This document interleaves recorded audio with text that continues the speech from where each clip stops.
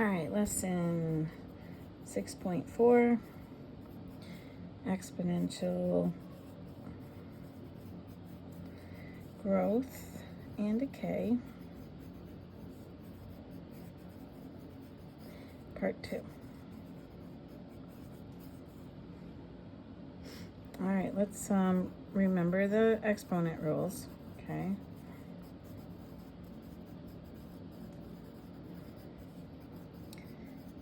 So we have same base being multiplied, right? What do we do with the exponents? We add them. So we keep the base, we add the exponents. What if we have same base, exponents being, or same base being divided?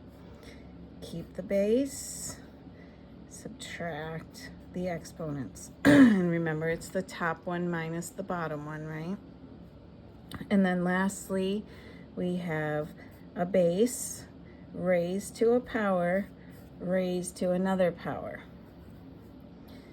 So just one base. This is how you can tell the difference. One base stays, we multiply the exponents, so 4 times n. All right, so same base being multiplied, we add the exponents, right? Keep the base, add the exponents. Same base being divided, we keep the base and subtract the exponents. And one base with a power to another power, you multiply the exponents. Okay, now hopefully you all knew those because I wanted you to memorize those when we first did them. But again, if you don't know them super well, you need to memorize those 3 rules. Okay, now for this lesson though, we're going to use these rules, but we're going to go backwards from them to go backwards. Okay, so we're going to use the same rules, but they're going to give us what it would look like at the end, and we have to rewrite it of what it would have looked like before. Okay, so for example, if you have a function and it says y equals 1.1 to the t minus 3. Now, you can't do that. You can't do that exponent because it has adding or subtracting in it, okay? So you got to say to yourself, all right, wait, this is the final answer for one of those rules. So you say, all right, let me look at the exponents. The exponents are being subtracted, right?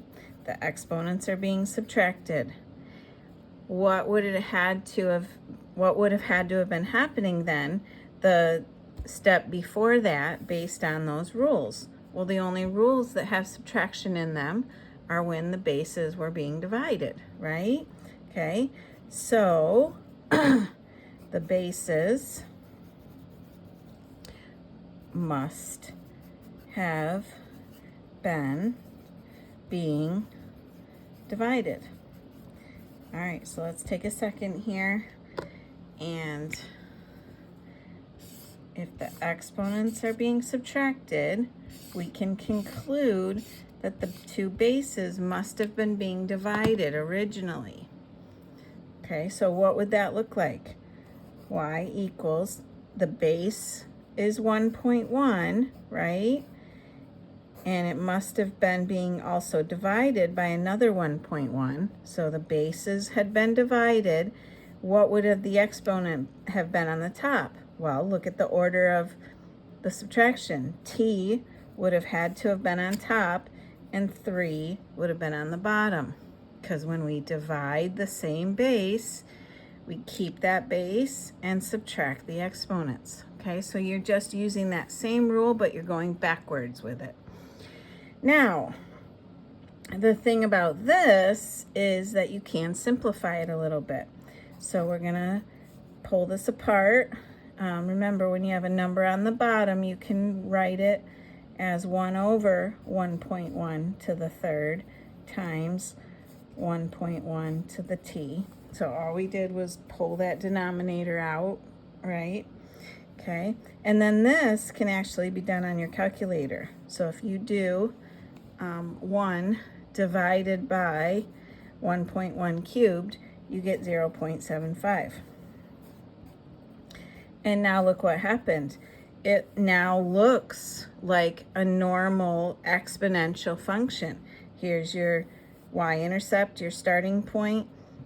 Here's your growth or decay. Had to have been a growth, right, to the t years. Okay, so we're going to say that as well. So 1.1, which is inside the parentheses, is greater than 1.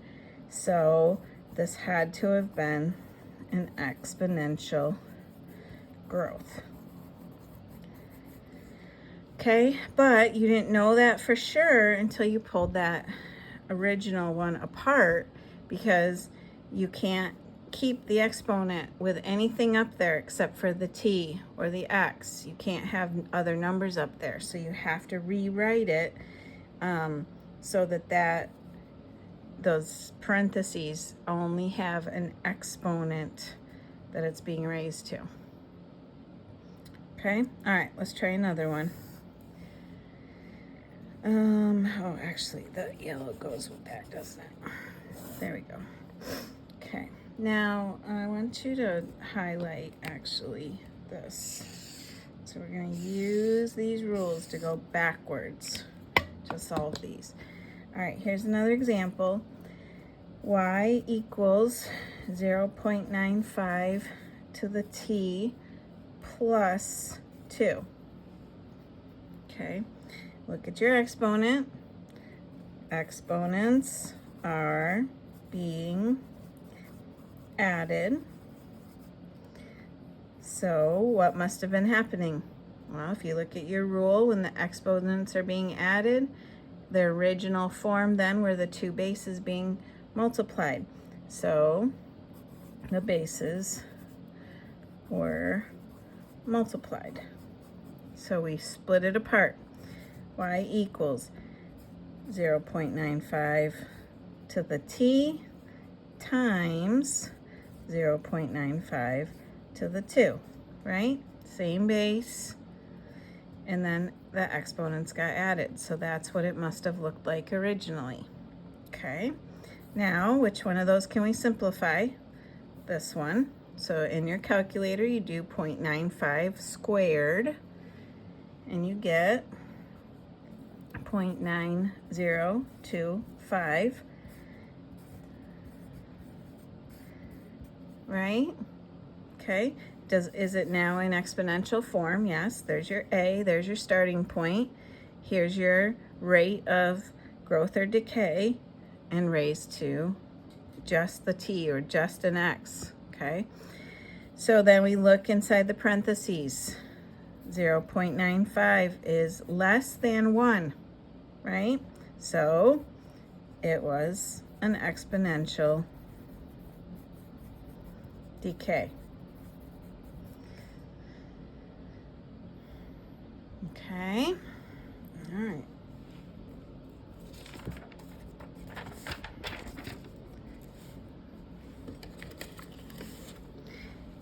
All right, let's look at another example.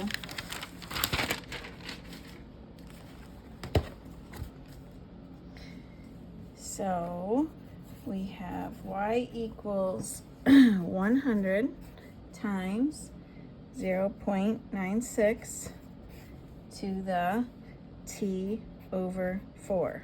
Now, this is the one that most people get messed up on, because if you look back at those rules, there's no rules that ever make us divide the exponents, okay? So you got to be thoughtful here, and let's make ourselves a note. We don't have any rules where the exponents get divided. Okay, so you gotta really think here. But can we write, okay, so stay with me here. If you have t over 4, can we write that as 1 over 4 times t? Are those two things equivalent? Yes, okay, so that's where you got to always remember, if you have a fraction, the denominator can always be pulled out, put a 1 on top of it, and multiply it times whatever's left in the numerator. You can always do that. It's okay. So this actually can be rewritten as y equals 100, 0.96 to the 1/4 times t. That's the same thing as t over 4. But now we can work with it, right? Because if the exponents are being multiplied, then it must have been one base with a power to a power, right? Must have been one base and being raised to a power, one exponent, and then the whole thing being raised to another exponent, another power.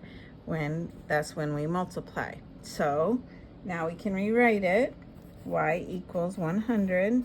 Okay, now we're going to take the 0.96, that gets raised to the 1/4, and then the t would be the second power. So one base, power raised to a power. That's the only way we would have had to multiply those for the original problem. Okay, what can we do? We can do what's inside parentheses. So y equals 100, 0.96 to the 1/4 power is 0.9898. And now we finally have it in exponential form. So we can say, oh, 0.9898 is less than 1. So this is exponential decay. All right. Okay, so those are the 3 different kinds that you're going to see that you're going to have to work with. I'm going to have you try just 2. So f of t equals 3 times 1.02 to the 10t, and y equals 0.8 to the t minus 1. Okay, so pause the video, try those 2, see if you can do it, use your notes, and then come back and see if you got them right. Okay, hopefully you tried it. So I'm going to rewrite this. F of t equals, now this is being multiplied, which means it must have been the same base, power to a power. So I'm going to take that base, 1.02, to the 10th power, and then raise that whole thing to the power of t. I can do what's inside now. So f of t equals 3. 1.02 to the 10th power is 1.22 to the t. Now it's in exponential form, so you can look at it, what's inside the parentheses. 1.22 is greater than 1. So that's an exponential growth. Okay, let's do the second one. Exponents are being subtracted. Therefore, that base must have been being divided. So 0.08 divided by 0.8. The top one was raised to the t power. The bottom one was raised to the first power. Okay. We pull that out because 0.8 to the first power is just 0.8, but I want to rewrite it so that it looks like the exponential form. So I'm going to pull the denominator out, put a 1 on top, times 0.8 to the t, so I have my a times b raised to the exponent, right? Actually, I'm going to rewrite that down here. So 1 over 0.8 times 0.8 to the t. Okay? And you can't leave 1 over 0.8. You have to do that in your calculator. So 1 divided by 0.8 gives us 1.25 times 0.8 to the t. And now we can look at the inside. 0.8 is less than 1, so exponential decay. All right, hopefully you got those ones right. If you didn't, I would actually stop the video now and just take a few minutes, really look over these problems so that you can see, because once you get used to them, they actually aren't very hard, but you do need to you know, really look at some examples and practice some of those. Okay, next page, I have a real world problem that I want you to work through. The value, get a new pencil, the value of a car is $21,500. Okay, it loses 12% of its value every year. Okay, so first thing I want you to do, write a function that represents the value, and your value is going to be your y, so the value of the car is going to be the y in dollars, right? And of the car after 10 years. Now, it's probably not going to say this in the problem. What will your years be? That's your x or your t, right? We've been using t for x. So when it's time, years, months, days, weeks, whatever time it is, you can use a t instead of the x. All right, so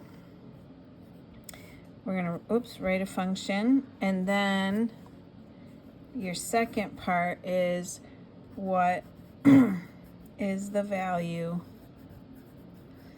of the car after 6 years. And then also after 10 years. Okay, so remember what I said about the ones where you have to write them. Almost every time it's just going to give you the time. So it's, you almost are never going to see that first example that we did. All right, but we need our equation.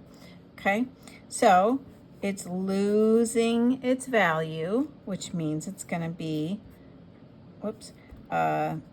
decay problem, right? So 1 minus the rate raised to the t. So give yourself a little note, minus, because it's losing value, right? Okay. All right, let's plug in what we know. So the y stays. What's the initial amount? A is always going to be your initial amount, 21,500. 1 minus, what's our rate? Okay, let's give these. So 21,000 initial value, and our rate 12%. So that's going to go in for our R. And don't forget to change it to a decimal, so 0.12. And raised to the t power. Now, before we start plugging stuff in, we got to make sure we have it written all simplified. So 1 minus 0.12, we need to write that as 0.88. Okay, so there's our exponential function. Now, once you have that, you can find the two values. So the value after 6 years, what would we do? Plug the 6 in for t, right? So y equals 21,500, 0.88 to the 6. Do your exponent first, multiply times 21,500. Y is approximately 9984.69, so 9,984. So about $10,000, right? Okay, or 99.85. You might see that as one of the multiple choice answers.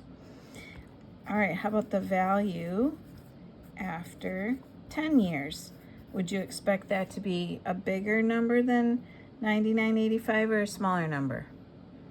Smaller, right? Because it's losing value every year, so it should end up being a smaller value at the end of 10 years. So we put a 10 and 0.88 to the 10th power, put it in your calculator, multiply by 21,500, and you should get about 5,987.77. So about $6,000 now, or 59.88 if they round to the ones. Okay, so you guys can do this. I know you can. You just gotta pull out the important information, right? Make sure you know if it's losing value, you subtract the rate. If it's gaining value, you would add the rate. Okay, it's really, everything else is given to you. All right, I think that's the end. Yeah.